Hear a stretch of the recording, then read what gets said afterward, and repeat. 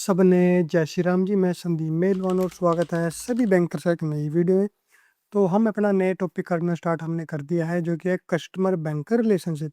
इसमें हमने कस्टमर के बारे में सबसे पहले पढ़ा कि कस्टमर जो है उसकी डेफिनेशन क्या होता है, उसका मीनिंग क्या होता है।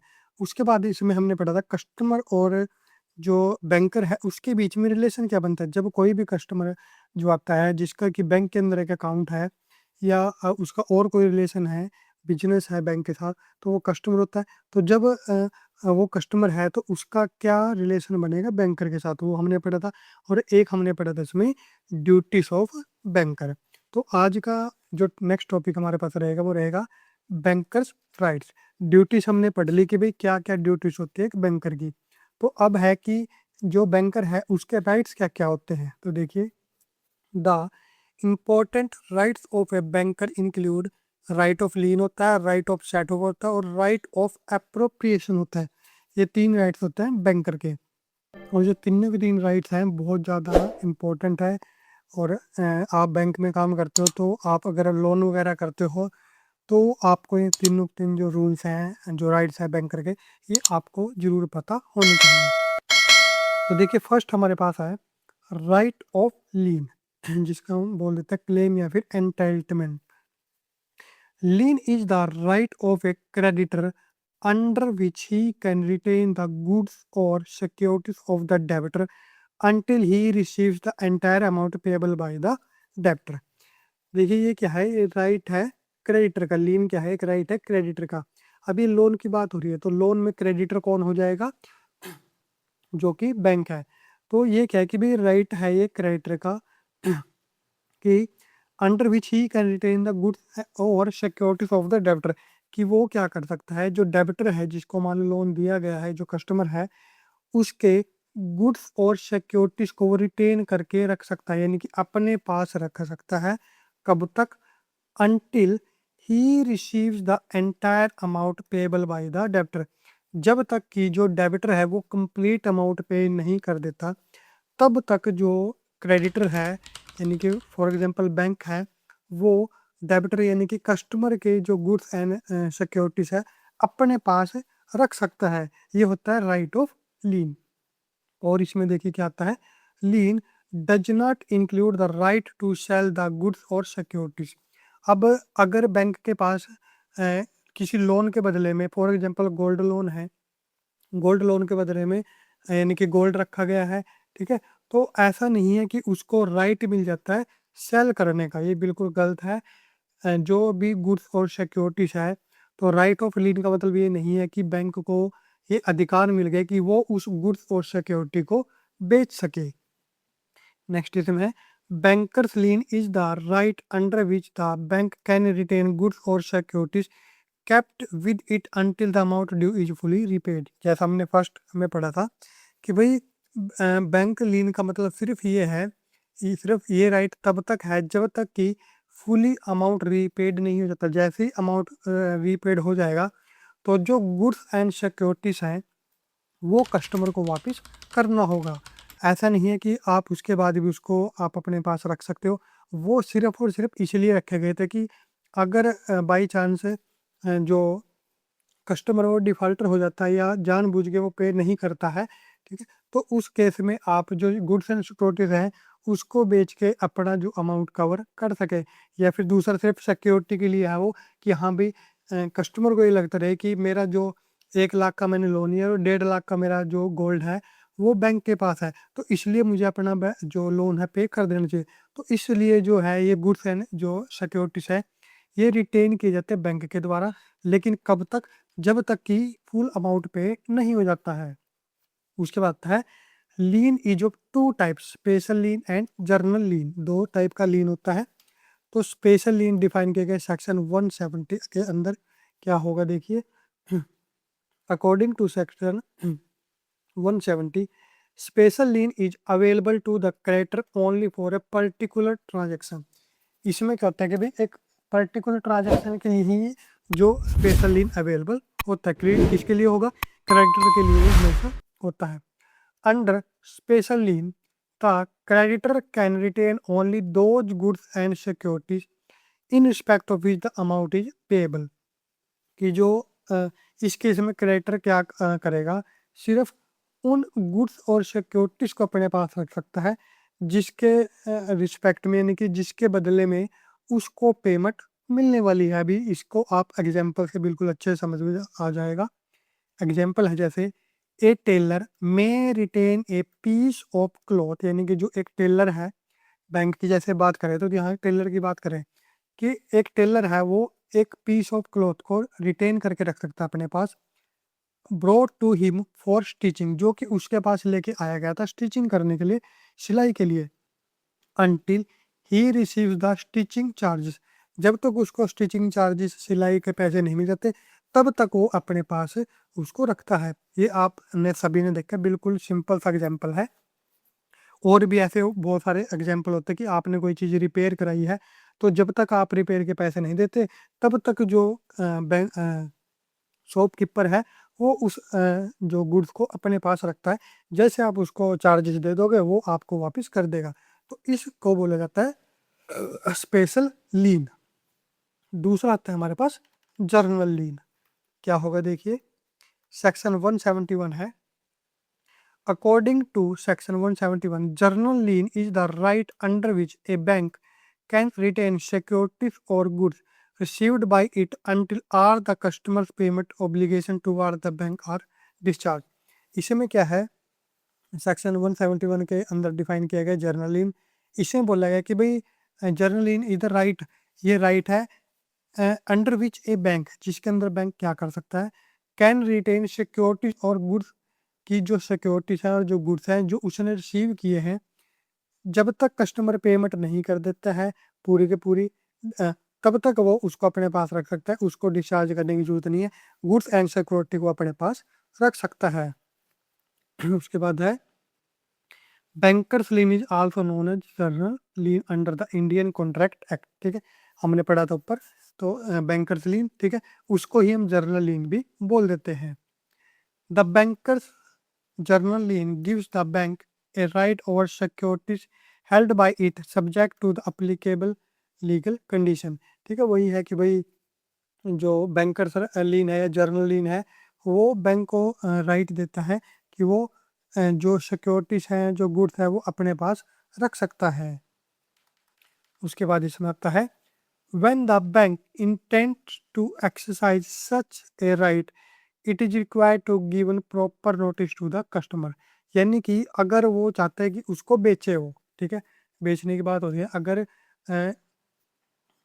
सॉरी प्रयोग हो या, ठीक है, इंटेंट का मतलब बोल सकता है प्रयोग, और वैसे बेचने का भी इसके अंदर आ जाता है कि अगर जो बैंक है वो उसको यूज करना चाहे या फिर उसको बेचना चाहे, जो गुड्स एंड सर्विसेज जो सिक्योरिटी से कस्टमर ने बैंक के पास रखी है, तो उसके लिए पहले कस्टमर को प्रॉपर नोटिस देना होगा, कस्टमर को प्रॉपर नोटिस दिया जाएगा, उसके बाद आगे जो बैंक है अपनी कार्रवाई कर सकता है अगर कस्टमर का कंसेंट उसके अंदर मिलता है। उसके बाद आता है when can lien be used. अब लीन को यूज कब किया जाएगा, तो when the goods and securities are given by a customer to the bank by virtue of banking relationship. कि भाई लीन का यूज कब होता है, जब गुड्स और सिक्योरिटीज जो हैं कस्टमर ने बैंक को इसलिए दिए हैं कि एक बैंक रिलेशनशिप बनी रहे, और मान लो उसने लोन लिया था तो उसकी एवज में उसने उसको दिया है। दूसरा इसके अंदर है when the goods and securities are in the name of the customer। और जो गुड्स एंड सिक्योरिटीज जो रखी गई हैं बैंक के पास वो कस्टमर के नाम पे हो। अब इसका एग्जांपल मैं आपको भी बताऊंगा। when the goods and securities are in the possession of the bank and some loan granted by the bank has been repaid while other amounts are still outstanding। कि भाई जब गुड्स और सिक्योरिटीज है वो बैंक के पास रखी गई है, ठीक है, और उसके बदले में लोन दिया गया है, उसमें से कुछ लोन आ गया है कुछ रह गया है, ठीक है, उस केस में यानी कि लीन यूज किया जाता है। उसके बाद the loan or amount to be recovered should be legally recoverable. और जो अमाउंट है, जो लोन का अमाउंट है वो लीगली जो रिकवर्ड किया जाना हो, ठीक है, तो उस केस में जो लीन है यूज किया जा सकता है। अब इसी के अंदर एक आता है हमारे पास नेगेटिव लीन। तो नेगेटिव लीन में देखिए क्या आएगा, व्हेन गुड्स और securities remain in the ownership of the customer and the customer gives an undertaking to the bank that the goods or securities belong to him, there is no other charge on them and he will obtain the bank's permission before selling or creating any charge on them. It is called negative lien. मतलब क्या है simple सा कि भाई negative लीन वो होता है, जैसे हमने पढ़ा राइट ऑफ लीन पढ़ा हमने ले और बैंकर्स लीन पढ़ा। तो उसमें क्या था कि जो आपने लोन दिया कस्टमर को, बैंक ने लोन दिया कस्टमर को, तो कस्टमर ने कुछ गुड्स रखे हैं बैंक के पास।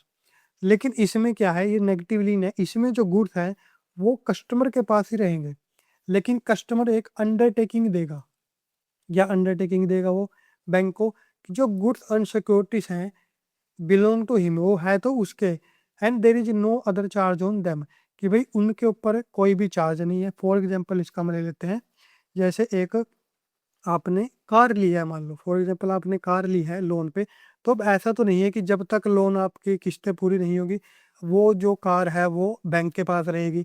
अगर राइट ऑफ लीन का हिसाब से हम देखें कि भाई जो गुड्स है वो तो बैंक के पास रहेंगे, तो ऐसा नहीं है, वो जो रहेगा वो कस्टमर के पास रहेगा, तो उसको ही नेगेटिव लीन बोलते हैं।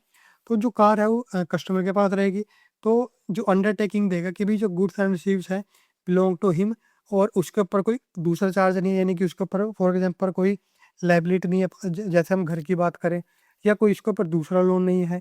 And he will obtain the banks permission, और अगर उसको उस चीज़ को बेचना है, ठीक है, फॉर एग्जांपल उसने घर है जिसके ऊपर लोन लिया, या फिर उसके पास कार है जिसके ऊपर लोन लिया है, तो अगर उसको अपनी सिक्योरिटी को बेचना है तो उसके लिए पहले उसको बैंक की परमिशन लेनी होगी, ठीक है। तो इसको बोलते हैं हम नेगेटिव लीन। सिर्फ इसमें इतना फ़र्क है कि राइट ऑफ लीन में आपके पास होता है जो गुड्स हैं वो बैंक के पास होंगे, और नेगेटिव लीन में जो गुड्स हैं वो कस्टमर के पास ही रहते हैं। उसके बाद ये हो गया था हमारे पास राइट ऑफ लीन। उसके बाद सेकंड जो राइट होता है बैंकर का वो होता है राइट ऑफ सेट ऑफ। देखिए क्या होगा, when the same customer has two accounts in one or more branches of the bank, अगर कोई एक कस्टमर है जिसके दो अकाउंट है, दो या दो से ज़्यादा अकाउंट है, एक ब्रांच के अंदर भी हो सकता है, एक से ज़्यादा ब्रांच के अंदर भी हो सकते हैं, ये एक बैंक की बात की जा रही है। Where one is a loan account, अब एक तो मान लो आपके बैंक में लोन अकाउंट चल रहा है, मान लो उसने 50 लाख का लोन लिया है, and the other is a deposit account, और दूसरे बैंक में दूसरी ब्रांच में उसने, सेम बैंक के दूसरे ब्रांच में उसने अकाउंट ओपन कराया जो कि एक डिपॉजिट अकाउंट है। द बैंक में adjust the two accounts against each other, this is called the right of set of और राइट ऑफ एडजस्टमेंट।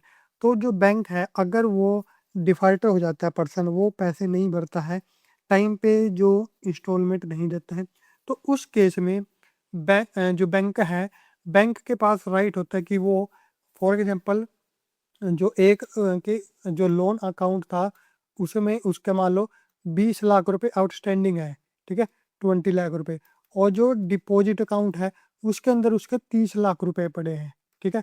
तो जो बैंक है वो क्या कर सकता है, इसको इस 30 लाख को इसमें भेज सकता है, लेकिन 20 लाख की जरूरत है, यानी कि जो 20 लाख रुपीज़ हैं वो क्या कर देगा बैंक, वो लोन अकाउंट के अंदर डाल सकता है, ताकि उसका जो घाटा है, उसका जो भी लोन उसने रीपे करना था उसको अपना पूरा कर सके। तो ये होता है हमारे पास राइट ऑफ सेट ऑफ, यानी कि अब इसमें क्या होता है, कंडीशन देखिए यहाँ पे है, यहाँ से आप देख सकते हो condition for exercise right of set of, कि कंडीशन कौन सी अप्लाई होंगी अगर आपको राइट ऑफ सेट ऑफ लगाना है। तो देखिए, both account should be in the same name, पहली बात तो दोनों के दो अकाउंट सेम नेम से होने चाहिए।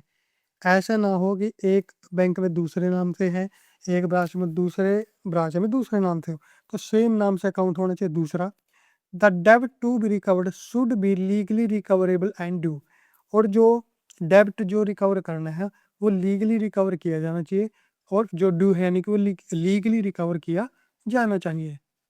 The bank should inform the customer before exercising right of set of, और वैसे तो देखिए ये राइट है, राइट ऑफ सेट ऑफ का राइट है बैंक के पास, लेकिन फिर भी जब उसको ये करना होगा, राइट ऑफ सेट ऑफ लगाना है, तो उसको पहले कस्टमर को नोटिस देना होगा कि हम आपने फॉर एग्जांपल लोन पे नहीं किया है, तो हम राइट ऑफ सेट ऑफ का यूज करने वाले हैं, जिससे कि आपके डिपॉजिट अकाउंट से इस अकाउंट में हम पैसे डालेंगे, ठीक है। हम अपना जो लोन है वो रीपे करेंगे।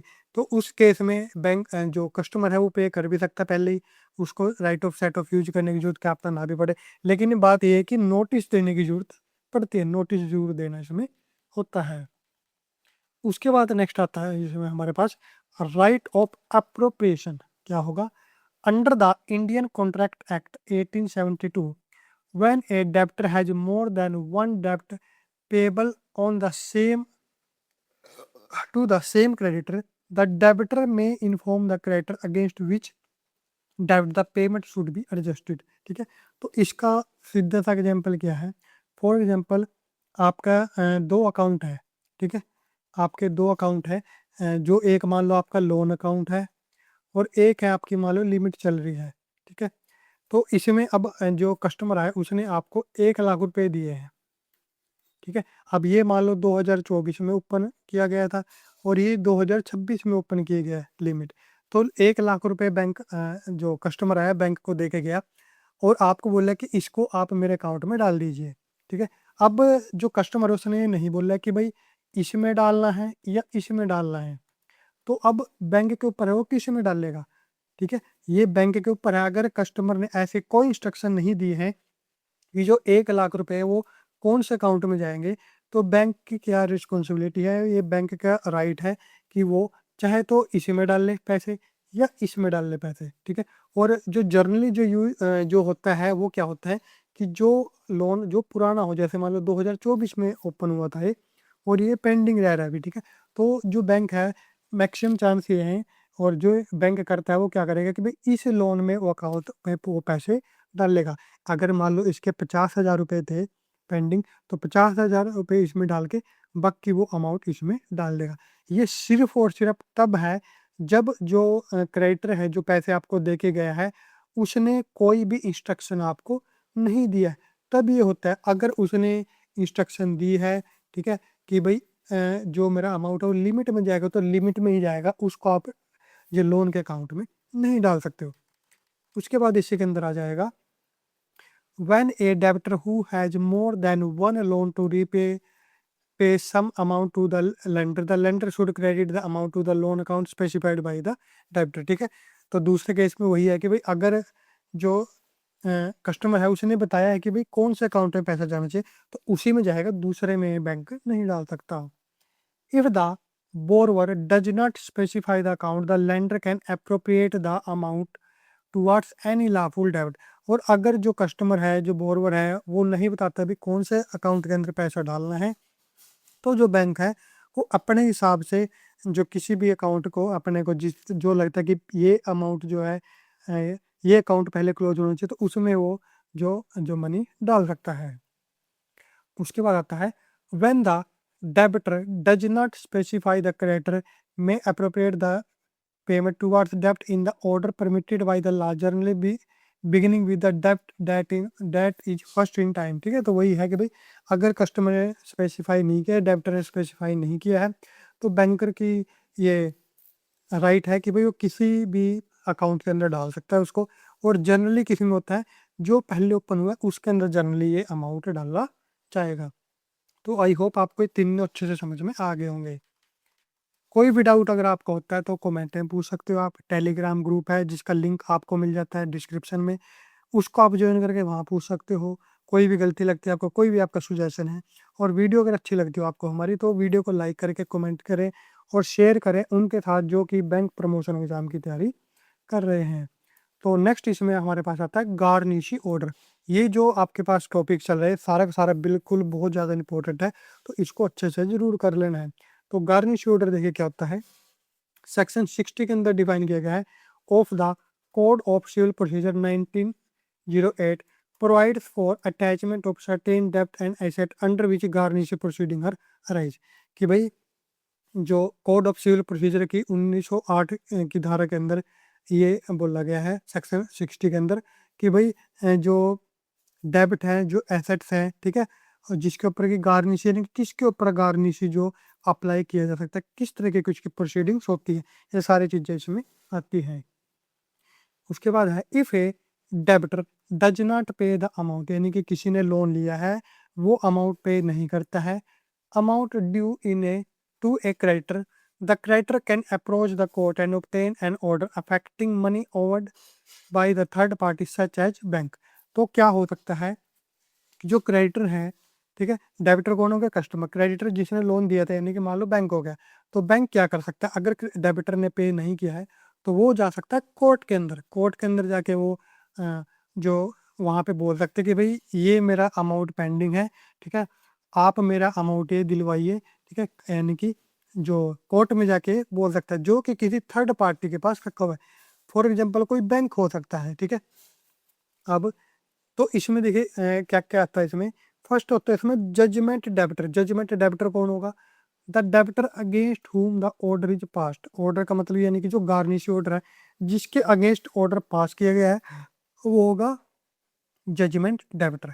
जजमेंट क्रेडिटर कौन होता है, the person in whose favour the order is passed, जिसके फेवर में पास किया गया। फॉर एग्जाम्पल जिसने कंप्लेंट की थी, डेट इज जो क्रेडिटर होगा, डिक्री होल्डर होगा या फिर गार्निशर होगा, गार्निशर भी उसको बोल देते हैं, ठीक है, वो होगा जजमेंट क्रेडिटर। और तीसरा इसमें आता है गार्निशी। गार्निशी कौन होगा, द बैंक और third party against whom the order is issued, it is the debtor's debtor, ठीक है। तो गार्निशी कौन होगा, वो थर्ड पर्सन जो कि कस्टमर से और जो एक पर्सन जिसने उसको लोन दिया था, यानी कि डेबिटर और क्रेडिटर से अलग होगा, ठीक है, जिसके पास वो पैसा है, जिसके पास पैसा रखा है, जिसके पास की जो क्रेडिटर है उसने बोला है कि भाई वहां से आप मुझे पैसा निकलवा के दीजिए, तो वो होगा। और इसको हम बोल लेते हैं डेबिटर्स डेबिटर, ठीक है, यानी कि जो लेनदार है, देनदार है, उसका भी देनदार ये होता है, जिससे आपने मान लो किसी से पैसे लेने हैं और उसके पैसे पड़े हैं बैंक में, ठीक है, तो उस केस में आप तो हो गए क्रेडिटर, जो पैसे देगा वो होगा डेबिटर, और जिसके पास पैसे पड़े हैं वो होगा डेबिटर का डेबिटर, ठीक है, जिसको हम बोल देते हैं गार्निशी। अब एग्जाम्पल से देखिए आपको अच्छे से समझ में ये आ जाएगा। जैसे ए जजमेंट, ए कौन है, मान लो जजमेंट क्रेडिटर है, यानी कि person who has to receive money, जिसको पैसा मिलेगा, जिसने लोन दिया था। बी कौन है, judgment debtor, person who has to pay money, जिसको मनी पे करना, जिसने लोन लिया था। और बैंक क्या है, बैंक हो गया इसमें गार्निशी, ठीक है, जिसको हम बोल देंगे डेब्टर्स डेब्टर। होल्डिंग बी से मनी, यानी कि बी का जो मनी है वो किसके पास है, वो बैंक के पास है। तो बैंक को पे करना है, बैंक किसको पे करेगा, उसको पे करेगा वो ए को, ठीक है, और लोन किसने लिया था, बी को। तो जो बी बैंक है वो क्या हो गया, इस डेब्टर का डेब्टर हो गया, यानी कि इसका पैसा इसके पास पड़ा था, तो ये पैसा किसको देगा, ए को देगा। तो इसलिए इसको बोलते हैं डेब्टर्स डेब्टर, और इसी को हम गार्निशी भी बोल देते हैं, ठीक है। तो आई होप आपको अच्छे से समझ में आ गया होगा। तो बैंक कौन हो गया, गार्निशी हो गया। B has money deposit in his bank account, यानी कि बी ने, ए ने बी को लोन दिया और बी ने उस पैसे को क्या किया, अपने अकाउंट में डिपॉजिट करा लिया एक बैंक के अंदर। The court order the bank to pay or attach B's money to vast S claim. तो अगर ए ने क्लेम किया है कि भाई मेरे पैसे की सेटलमेंट कराइए, तो कोर्ट किसको ऑर्डर देगा, कोर्ट ऑर्डर देगा बैंक को कि भाई जो पैसे हैं वो किसको दिए जाए, बी को दिए जाए। उसके बाद हमारे पास आता है नेक्स्ट इसमें ऑर्डर नीशी।